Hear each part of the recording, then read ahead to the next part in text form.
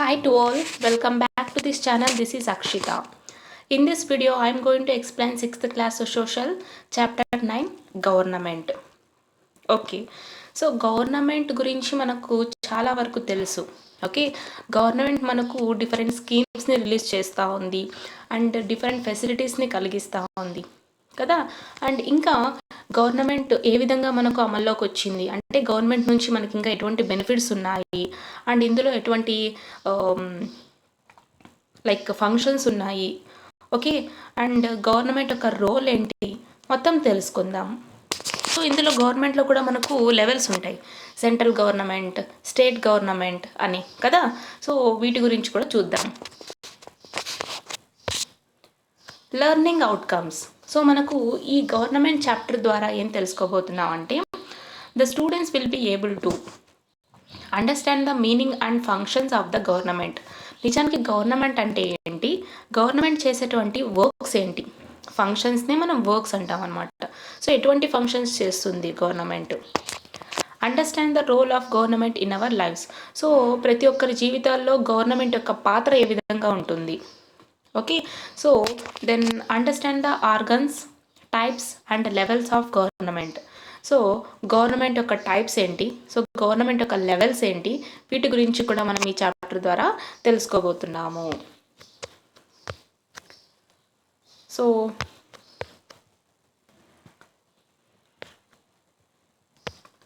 Okay, ముందుగా government. So గవర్నమెంట్లో మనం చూసుకున్నట్టయితే ఫంక్షన్స్ ఏ విధంగా ఉంటాయి అంటే గవర్నమెంట్ ఏ ఫంక్షన్ చేస్తుంది, ఎటువంటి వర్క్స్ చేస్తుంది అంటే provides different facilities for the people and protects country. మన ప్రజల కోసం ఫెసిలిటీస్ అన్నిటినీ కూడా ప్రొవైడ్ చేస్తుంది. ఇప్పుడు మనకు వీధుల్లో స్ట్రీట్ లైట్స్ ఉన్నాయి, అలాగే ట్యాప్స్ ఉన్నాయి. ఇవన్నీ కూడా ఎవరు ప్రొవైడ్ చేస్తున్నారు, గవర్నమెంట్ ప్రొవైడ్ చేస్తూ ఉంది.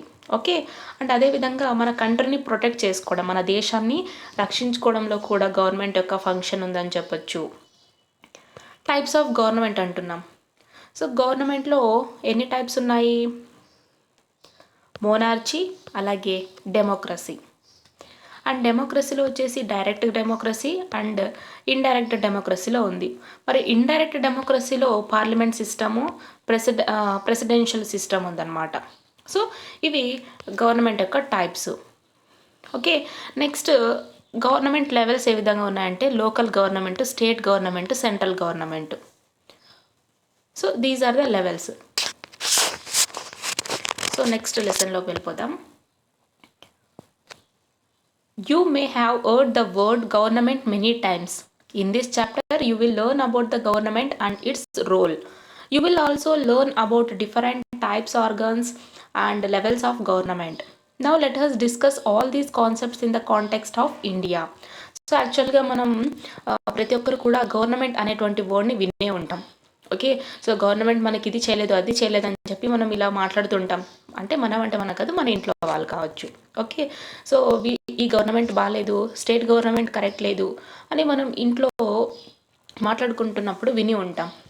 ఓకే, సో ఈ చాప్టర్లో మనం ఏం తెలుసుకోబోతున్నాం అంటే గవర్నమెంట్ అంటే ఏంటి అండ్ ఈ గవర్నమెంట్ యొక్క రోల్ ఏంటి, అదేవిధంగా ఈ గవర్నమెంట్ టైప్స్, ఆర్గన్స్ ఏమున్నాయి, లెవెల్స్ ఏమున్నాయి, అన్నిటి గురించి మనం ఈ చాప్టర్లో తెలుసుకోబోతున్నాము. You know that your parents provide for your needs and facilities. Children, do you know who provides such needs and facilities to the people in the country? నార్మల్గా ఒక ఫ్యామిలీలో పిల్లలకు ఎవరు ఫెసిలిటీస్ ప్రొవైడ్ చేస్తారు అంటే మనకి ఏదైనా కావాలన్నా, మనకి ఏమైనా చేయాలన్నా కూడా మన పేరెంట్స్ చేస్తారు. ఎందుకంటే ఫ్యామిలీలో పిల్లలకి ఏమైనా కావాలంటే పేరెంట్స్ చూసుకుంటారు. మరి దేశంలో ఉన్నటువంటి ప్రజలకు ఇటువంటి నీడ్స్ అండ్ ఫెసిలిటీస్ని ఎవరు ప్రొవైడ్ చేస్తారు, government.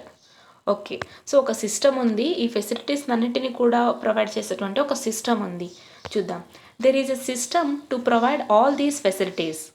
It ensures food, shelter for the citizens. It helps the people during disasters, etc. It also protects the borders from terrorism. This system is known as government. So ఎలా అయితే ఒక ఫ్యామిలీలో పిల్లల్ని చూసుకోవడానికంటే పిల్లల యొక్క అవసరాలు పేరెంట్స్ ఎలా అయితే తీరుస్తారో, అలాగే దేశంలో ఉన్నటువంటి ప్రజలకు కూడా కావలసినటువంటి ఫెసిలిటీస్ని అలాగే నెససరీస్ అన్నిటినీ కూడా ఒక సిస్టమ్ ప్రొవైడ్ చేస్తుందన్నమాట. ఓకే, సో ఈ సిస్టమ్ వచ్చేసి మనకు ఫుడ్ని ఇస్తుంది, షెల్టర్ని కూడా ఇస్తుంది. అదేవిధంగా డిజాస్టర్స్లో కూడా హెల్ప్ చేస్తుంది. ఓకే, ఇలా భూకంపాలు వచ్చినప్పుడు లేదంటే సునామీలు వచ్చినప్పుడు వాళ్ళని ఆదుకోవడం కానీ ఇటువంటి సిచ్యువేషన్స్లో అన్నిటిలో కూడా హెల్ప్ చేస్తుంది అనమాట. అదేవిధంగా టెర్రరిస్ట్ల నుంచి బార్డర్లో ఉన్నటువంటి ప్రజలను కూడా కాపాడుతుంది ఈ సిస్టమ్. సో ఈ సిస్టమ్నే మనం ఏమంటున్నాం? గవర్నమెంట్ అంటున్నాం. What is government? మరి గవర్నమెంట్ అంటే ఏంటి? The group of people that controls and make decisions for a country or a state is called government. The government normally consists of 3 organs. They are legislature, executive, judiciary. సరే, so ముందుగా మనం ఏం చెప్పుకున్నాము? ఒక system ఉంది. ఒక system వచ్చేసి ఫెసిలిటీస్ని provide చేస్తుంది, ఫెసిలిటీస్ని. అండ్ నెక్స్ట్ తర్వాత ప్రతి ఒక్క సిటిజన్కు ఫుడ్ని, షెల్టర్ని ఇస్తుంది అండ్ డిజాస్టర్లో హెల్ప్ చేస్తుంది అని చెప్పుకున్నాం. సో ఆ సిస్టమ్ పేరే గవర్నమెంట్. మరి గవర్నమెంట్ అంటే నిజానికి ఏంటి అంటే, సో ఈ గవర్నమెంట్ అంటే ఒక గ్రూప్ ఆఫ్ పీపుల్ అనమాట. Okay, so group of people వీళ్ళు ఏం చేస్తారంటే ఒక కంట్రీని లేదంటే ఒక స్టేట్ని లేదా ఒక లోకల్ని, సో ఇక్కడ ఉన్నటువంటి ప్రజల్ని కంట్రోల్ చేస్తుంది. అలాగే దేశం కోసం, రాష్ట్రం కోసం, లోకల్ కోసం కొన్ని డెసిషన్స్ తీసుకుంటుంది. సో ఈ డెసిషన్స్ అన్నీ కూడా ఏ విధంగా ఉండాలి? ప్రజలకు హెల్ప్ఫుల్గా ఉండాలి. Okay, so that is a government. So ఇందులో ఈ గవర్నమెంట్లో 3 ఆర్గన్స్ ఉంటాయి. అవేంటి అంటే లెజిస్లేచర్ ఒకటి, ఎగ్జిక్యూటివ్ ఒకటి, జ్యుడిషియరీ ఒకటి. సో గవర్నమెంట్ ఆర్గన్స్ 3 ఉన్నాయని చెప్పాం కదా. సో అవి ఏమేమి చేస్తాయో చూద్దాం. ముందుగా లెజిస్లేచర్, ఎగ్జిక్యూటివ్, జ్యుడిషియరీ ఇవి గవర్నమెంట్ యొక్క ఆర్గాన్స్. ఓకే, సో గవర్నమెంట్ అంటే ఏంటి? Group of people. Group of people ఏం చేస్తారు? దేశం కోసం, స్టేట్ కోసం, లోకల్ కోసం. సో వీళ్ళ కోసం గ్రూప్ ఆఫ్ పీపుల్ కంట్రోల్ చేస్తారు, అలాగే డెసిషన్స్ కూడా తీసుకుంటారు. ఓకే, లెజిస్లేచర్, ఎగ్జిక్యూటివ్, జ్యుడిషియరీ ఇవి 3 కూడా గవర్నమెంట్ యొక్క ఆర్గన్స్ అంటున్నాం. మరి లెజిస్లేచర్లో ఏం జరుగుతుందంటే this is decision making body. Okay, so legislature అంటే ఏంటి అంటే ఇది డెసిషన్ మేకింగ్ బాడీ అనమాట. ఓకే, ఇక్కడ లెజిస్లేచర్లో డెసిషన్ తీసుకోవడం జరుగుతుంది. ఇప్పుడు మనకు ఏమైనా కావాలి అంటే ఏంటి? మన ఇంట్లో పిల్లలు అనమాట. సో మన ఇంట్లో పిల్లలు ఏం చేస్తారంటే నాకు ఒక డ్రెస్ కావాలి అంటారు. సో బర్త్డే వస్తుంది కాబట్టి నాకు ఒక పెద్ద మంచి డ్రెస్ కావాలి, వెరీ కాస్ట్లీ డ్రెస్ కావాలి అంటారు. సో నిజానికి పిల్లలు కలగంటారు. మరి దాన్ని కొనిచ్చేది ఎవరు? ఓకే, సో ఇలా పాపకు డ్రెస్ కావాలంట అంటే సో అది ఒక్కరు చెప్పాలి, తర్వాత దాన్ని కొనుక్కొని రావాలి. ఇలా ఎలా అయితే జరుగుతుందో అదేవిధంగా ఒక decision making body legislature. So మన ఇండియా యొక్క పార్లమెంట్ ఇది. Okay, then next executive. So పేర్లోనే ఉంది ఎగ్జిక్యూటివ్ అంటే. This is decision implementing body, Rashtrapati Bhavan. Okay, so ఇక్కడ డెసిషన్ మేకింగ్ బాడీ ఏంటి? లెజిస్లేచర్. మరి తీసుకున్నటువంటి డెసిషన్ని ఇంప్లిమెంట్ చేసేటువంటి బాడీ ఏంటి? Executive. Okay, so that is the Rashtrapati Bhavan. Judiciary. So judiciary వచ్చేసి this is the system of courts that interprets the law, supreme court. Okay, so ఇది court system అన్నమాట. ఇందులో మనకు లాస్ గురించి తెలుస్తాయి. సో కోర్టులో మెయిన్ ఏంటి? మనకు సుప్రీం కోర్ట్. ఇప్పుడు అర్థమైందా గవర్నమెంట్ ఆర్గన్స్ గురించి? How is legislature different from the executive? So legislature అంటే ఏమనుకున్నాము? Decision making body. So decision తీసుకునే తీసుకునేటువంటి హక్కు మాత్రమే లెజిస్లేచర్కి ఉంటుంది. మరి డెసిషన్ తీసుకున్నటువంటి దాన్ని అంటే ఏదైతే డెసిషన్ తీసుకుని ఉంటామో అది మనం అమల్లోకి పెట్టాలి, అంటే ఇంప్లిమెంట్ చేయాలి. సో ఇంప్లిమెంటేషన్ ఎవరి చేతిలో ఉంటుంది? ఎగ్జిక్యూటివ్ చేతిలో ఉంటుంది. What is the prime duty of judiciary? So జ్యుడిషియరీలో ప్రైమ్ డ్యూటీ ఏంటి, మెయిన్ డ్యూటీ ఏంటి అంటే that interprets law. Okay, let's do. Look at the newspaper headlines below and list the different activities of the government. Okay, మనమంతా కూడా news paper చూస్తూ ఉంటాం. News పేపర్లో ఇచ్చినటువంటి హెడ్లైన్స్ని కూడా చదువుతూ ఉంటాం కదా. సో చాలా వరకు మనం న్యూస్ పేపర్ని ఎలా తిప్పేస్తూ ఉంటామంటే జస్ట్ హెడ్లైన్స్ చూసి తిప్పేస్తూ ఉంటాం. సరే, మరి ఇక్కడ మనకు ఒక న్యూస్ పేపర్ హెడ్లైన్స్ ఇచ్చారు. సో వీటిని మనం చూసి లిస్ట్ అవుట్ చేయాల్సి ఉంటుంది. ఓకే, సో డిఫరెంట్ యాక్టివిటీస్ ఇచ్చారు గవర్నమెంట్కి సంబంధించినటువంటి డిఫరెంట్ యాక్టివిటీస్. సో వాటినంతా కూడా లిస్ట్ అవుట్ చేయాల్సి ఉంటుంది. ఓకే, న్యూస్ పేపర్ హెడ్లైన్స్ ఇవంతా కూడా. ఓకే, సో ఫస్ట్ చూద్దాం. ఇది Andhra Pradesh has conducted maximum corona virus test. Okay, so మనం రీసెంట్గా చూసినట్టయితే ఎన్నో కరోనా కేసులు అనేవి రైజ్ అవుతూ వచ్చాయి. సో అందుకని చెప్పి ఆంధ్రప్రదేశ్ గవర్నమెంట్ అంటే ఈ ఏపీ గవర్నమెంట్ వచ్చేసి కరోనా వైరస్ టెస్ట్ని కండక్ట్ చేయమని చెప్పిందనమాట. Online classes for students in AP. మరి ఇటువంటి పాండమిక్ సిచ్యువేషన్స్లో మనం డైలీ స్కూల్కి వెళ్ళలేం కాబట్టి ఆన్లైన్లో క్లాసులు జరపమని చెప్పారు. Government fixes prices of onions, says no shortage in markets. Okay, so ఉల్లిపాయ ధరలు పెరిగిపోయాయన్నమాట. ఓకే, సో ఉల్లిపాయల ధరలు పెరిగిపోవడం వల్ల సో గవర్నమెంట్ అనేది ఫిక్స్డ్ ప్రైస్ ఇవ్వడం జరిగింది. సో మార్కెట్స్లో ఎటువంటి షార్టేజ్ ఉండకూడదు అని చెప్పి కూడా చెప్పింది.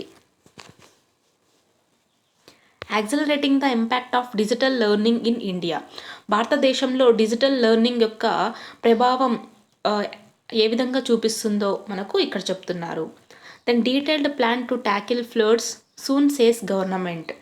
ఓకే, సో వరదలు వచ్చాయి కదా. సో ఈ వరదల్ని ఏ విధంగా ట్యాకిల్ చేయాలి, ఏ విధంగా నిర్మించాలి అని చెప్పి నిర్మూలించాలి అని చెప్పి మనకు డీటెయిల్డ్ ప్లాన్ ఇవ్వడం జరిగింది. Modern infrastructure facilities for government hospitals AP CM. So AP CM గారు ఏం చెప్పారు అంటే గవర్నమెంట్ హాస్పిటల్స్లో అంటే గవర్నమెంట్ హాస్పిటల్స్ కొరకు మోడర్న్ ఇన్ఫ్రాస్ట్రక్చర్ ఫెసిలిటీస్ని కలిగిస్తుందని చెప్తున్నారు.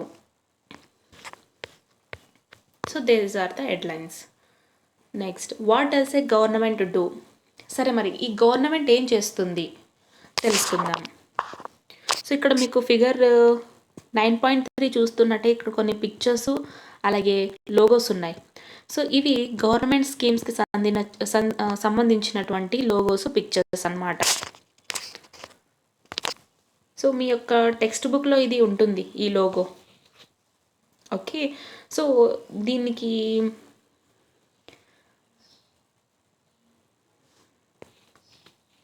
Okay mid day meal scheme కింద ఈ లోగోని రిలీజ్ చేశారనమాట. ఓకే, ఈ లోగోని ఈ విధంగా డిజైన్ చేయడం జరిగింది. Madhyahna Bhojan Yojana, mid day meal scheme. Next ఇక్కడ మనకు స్కూల్స్. ఓకే, సో స్కూల్స్ ఉన్నాయి. అండ్ తర్వాత 108 ఎమర్జెన్సీ కాల్ ఉంది. So ration shop, Aarogyasri. So ఇవన్నీ కూడా మనకు స్కీమ్స్ అన్నమాట. Okay, government schemes. In addition to making and implementing decisions, the government organizes so many activities like building schools, hospitals, roads, etc. The government also implements various welfare schemes. Okay, so మనం ఏం చెప్పుకున్నాము? Making decision body అంటున్నాము, implementing body అంటున్నాం. Okay, so ఈ making decisions కావచ్చు, implementing decisions కావచ్చు, వీటితో పాటు ఇంకా ఇతర యాక్టివిటీస్ కూడా గవర్నమెంట్ ఆర్గనైజ్ చేస్తుందన్నమాట. అంటే ఎటువంటి యాక్టివిటీస్ అంటే స్కూల్ బిల్డింగ్స్ని కన్స్ట్రక్ట్ చేయడము, హాస్పిటల్స్ని కన్స్ట్రక్ట్ చేయడము, రోడ్ ఓట్లు వేయించడము, ఇటువంటివన్నిటిని కూడా గవర్నమెంట్ ఆర్గనైజ్ చేస్తూ ఉంది. ఓకే, సో అదేవిధంగా ప్రజల కోసం ఎన్నో వెల్ఫేర్ ప్రోగ్రామ్స్ని కూడా గవర్నమెంట్ ఇంప్లిమెంట్ చేస్తూ ఉందన్నమాట. Let's do. With the help of your teacher, try to know the above logos and pictures of government schemes. Fill the following mind map. Okay, so me teacher యొక్క సహాయంతో పైన logos ఇచ్చారు కదా, so ఆ logos గురించి తెలుసుకోండి.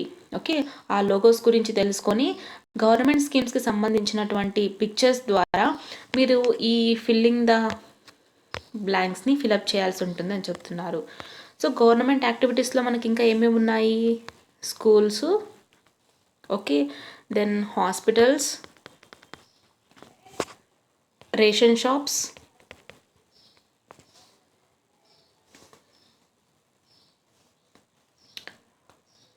Then mid day meal scheme. Okay, so ఈ విధంగా ఉన్నాయి, మీరు ఫిలప్ చేసేయండి. Think and respond. Name some more works of the government. So ఇవే కాకుండా ఇంకా గవర్నమెంట్ ఏమేమి వర్క్ చేస్తుందో వాటిని కూడా మెన్షన్ చేయమంటున్నారు. సో అంగన్వాడీస్ ఏర్పాటు చేసింది, ఆశా వర్కర్ని ఏర్పాటు చేసింది, ఓకే, వాలంటీర్స్ని కూడా ఏర్పాటు చేసింది. What kind of facilities do you expect from the government?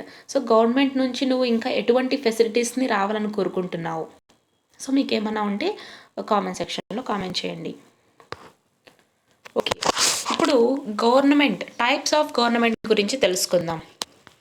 Many types of government like monarchy, democracy etcetera have worked from ancient time to the present. Okay, so ఈ government టైప్స్లో monarchy, democracy ఉన్నాయన్నమాట. అంటే ancient period నుంచి present వరకు ఈ 2 types of governments అనేవి ఉన్నాయి. మొనార్చీ గురించి తెలుసుకుందాం. Okay, in the previous chapter you have learned about the emperors and Kings like Ashoka, Chandragupta etcetera.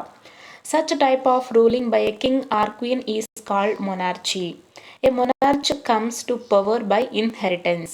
For example, the king Ashoka came to power after his father Bindusara. Okay, previous చాప్టర్లో మనం ఈ చంద్రగుప్తుడి గురించి అలాగే అశోక గురించి తెలుసుకున్నాం కదా. సో మౌర్యన ఎంపైర్ ఏ విధంగా ఉంది, ఓకే, మగధ ఎంపైర్ తర్వాత మౌర్యన ఎంపైర్ తర్వాత గుప్త ఎంపైర్, సో ఏ విధంగా వచ్చాయో మనం తెలుసుకున్నాం. ఓకే, సో ఈ ఎంపరర్స్, కింగ్స్, ఓకే, ఎంపరర్ అంటే ఇక్కడ అశోకుడు వస్తాడు. సో వీళ్ళ యొక్క రూలింగ్ ఏ విధంగా ఉంది అంటే ఒక రాజును ఒక రాణిను రూల్ చేయడం జరిగింది. సో అటువంటి రూలింగ్నే మనం మోనార్చీ అంటాం. ఓకే, సో ఈ మోనార్చీకి పవర్ ఇన్హెరిటెన్స్ ద్వారా వస్తుందన్నమాట. అండ్ మనం చూస్తున్నట్టయితే లైక్ అశోకుడు ఏ విధంగా కింగ్ అయినాడు అంటే వాళ్ళ నాన్న తర్వాత ఇతను కింగ్ అయ్యాడు. సో వాళ్ళ నాన్న ఎవరు? బిందుసార. సో వాళ్ళ నాన్న అయినటువంటి బిందుసార తర్వాత అశోకునికి ఆ పవర్ వచ్చిందనమాట. ఓకే, ఇప్పుడు నెక్స్ట్ పవర్ ఎవరికి వస్తుంది? అశోకుని కొడుకుకి వస్తుంది. ఆ తర్వాత ఎవరికి వస్తుంది? తన కొడుకు వస్తుంది. అంటే ఈ విధంగా ఇన్హెరిటెన్స్ ద్వారా వీళ్ళకు పవర్ రావడం జరుగుతుంది. Some monarchs held all powers with them, but some others shared the powers with other branches of the government. So citizens can have rights and facilities depending on the monarch. For example, people enjoyed more liberty and facilities during Ashoka rule than during any other rule.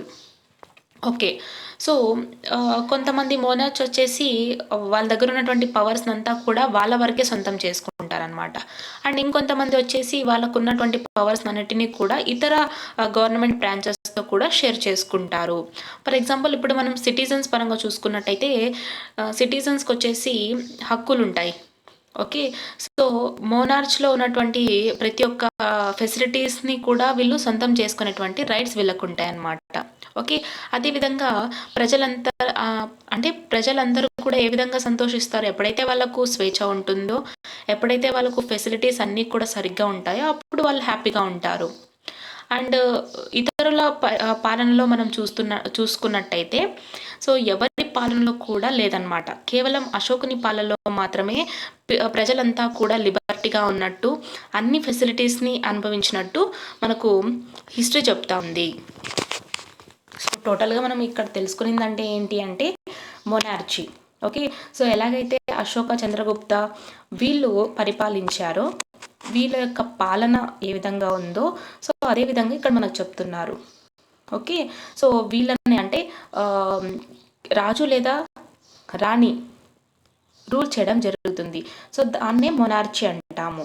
Okay, so ఈ మొనార్చ్కి powers వస్తాయన్నమాట. So ఈ powers ఏ విధంగా వస్తాయి అంటే inheritance ద్వారా. Okay, so అశోకునికి power ఏ విధంగా వచ్చిందంటే తన నాన్న అయినటువంటి బిందుసార నుంచి అతనికి ఆ పవర్ రావడం జరిగింది. ఓకే, సో ఈ విధంగా పవర్స్ వస్తాయి. అండ్ కొంతమంది మొనార్చీస్ వచ్చేసి వాళ్ళ యొక్క పవర్ని షేర్ చేసుకోవడం కూడా జరుగుతుంది.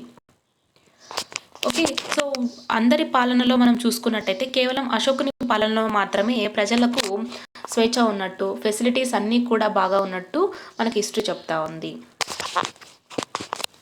With the help of your teacher, try to know if any monarchies are there in the world at present. Okay, so present మనకు వరల్డ్లో మొనార్చీస్ ఏమన్నా ఉన్నాయా అని అడుగుతున్నారు. సో తెలుసుకొని మీరు కామెంట్ సెక్షన్లో కామెంట్ చేయండి. ఓకే, ఒకవేళ లైక్ సో వీళ్ళు ఏమడుగుతున్నారు, any monarchies are there in the world at present అంటున్నారు. సో కరెంట్ మొనార్చీస్ వచ్చేసి మన ఏషియాలో 13 ఉన్నాయి.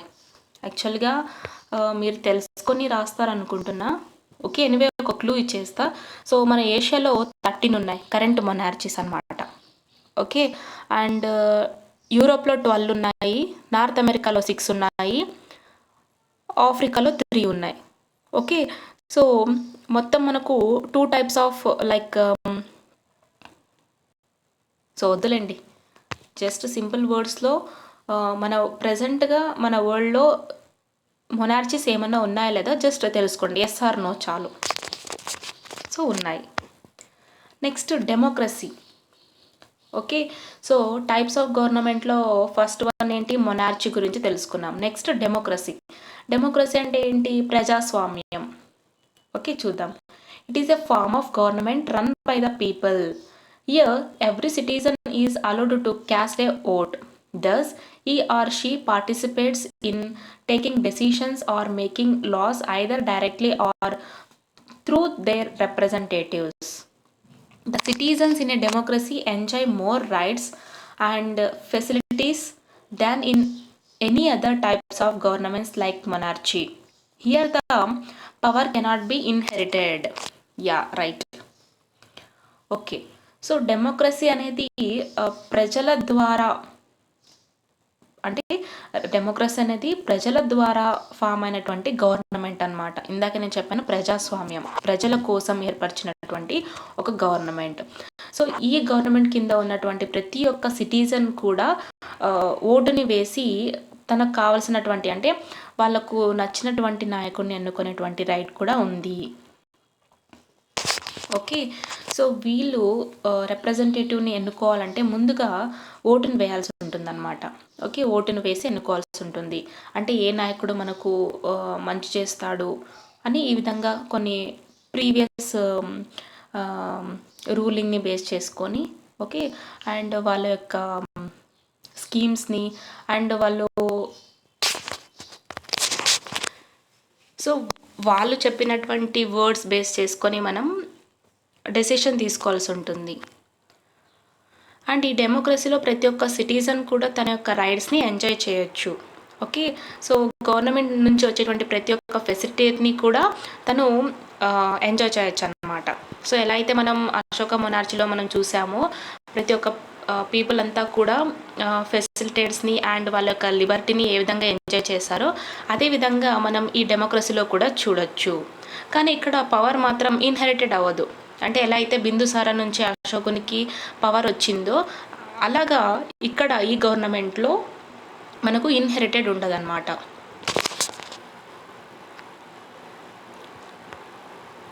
సో డూ యూ నో, మనకి ఇక్కడ ఇచ్చారు do you know. So Abraham Lincoln, so ఇతను వచ్చేసి అబ్రహం లింకన్ అనమాట. Okay, so democracy is government of the people, by the people, for the people. Abraham Lincoln. Greece is the birth place of democracy. Abraham Lincoln వచ్చేసి democracy గురించి మనకు చెప్తున్నాడు. Okay, so democracy అంటే ఏంటి? Government, ప్రజల యొక్క government, ప్రజల కొరకు గవర్నమెంటు, ప్రజల కోసం గవర్నమెంట్ అని అబ్రహం లింకన్ చెప్తున్నాడు. ఓకే, ముందుగా డెమోక్రసీ యొక్క బర్త్ ప్లేస్ అంటే, సో డెమోక్రసీ బర్త్ ప్లేస్ ఏంటి? Greece. So we will continue in the next video.